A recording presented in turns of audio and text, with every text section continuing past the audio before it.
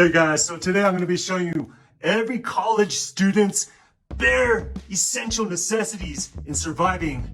And one of the main tools that you're going to need, that every college student needs, is this. Now what is this, you ask? This is an electric ramen cooker. Granted, you can make other things in it like some soups. So then this is like very important for every college student because, you know, it doesn't have any fire. It's just electric. So you could just like plug it in and it's all good. You're not gonna have anybody like complaining. Although of course some people might still gonna get off steam. But other than that, man, like to make any kind of ramen, this is all you need. And I'm gonna show you guys how to use it. So one of the things that's so great about this like electric ramen cooker and whatnot is that you get, it's very portable. It saves so much space. Look at the lid, you put it on, but no, to save space you put it backwards. I can even actually put the noodle inside here. Look, I could put the noodle inside here and then put this on top, put this in my luggage, and then look, you know, so portable. This is one of the great things about this electric ramen or water cooker. It's electronic. All you have to do is plug it in. See, look at it, we're just plugging it in.